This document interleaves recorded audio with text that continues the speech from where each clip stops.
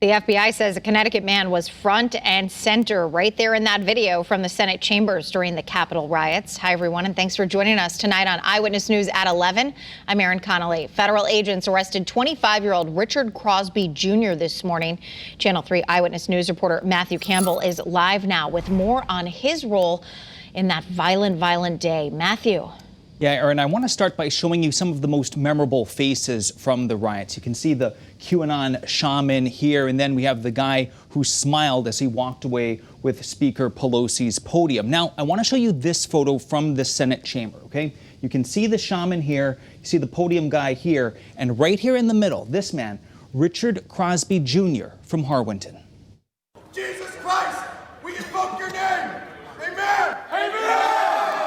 The New Yorker magazine capturing the scene from the Senate chamber moments after former Vice President Mike Pence was rushed out as rioters trying to stop the certification of the election stormed the Capitol. To allow us to send a message. Federal agents say 25-year-old Richard Crosby Jr.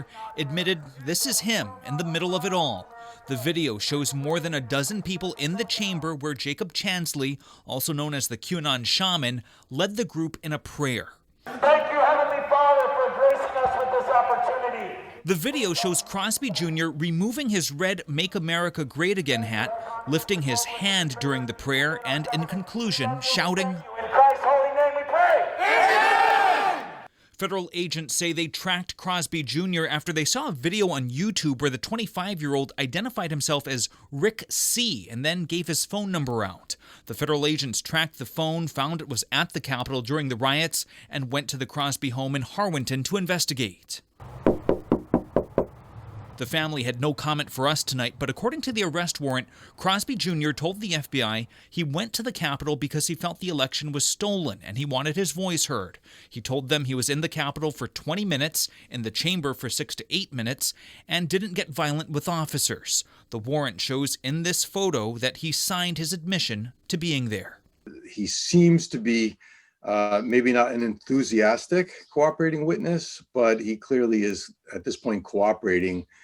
Mike Lawler, criminal justice professor at the University of New Haven, says even though he's one of the most visible people in the chamber, his nonviolent role and his current cooperation may result in a softer punishment. Quite confident he'll ultimately plead guilty to something and be convicted of something, and more likely than not won't actually spend any time in prison. Locals say he needs to be held accountable. Their ideology is so strong, they may lose perspective. It probably could happen to any one of us, so it's always important for us to take a step aside and take a step back and realize that we always need to do the righteous thing and do what's right. Now, Crosby is facing a felony charge of obstructing justice of Congress. He is back home tonight. He was released. No bond needed to be posted. Live here at the digital desk, Matthew Campbell, Channel 30 News.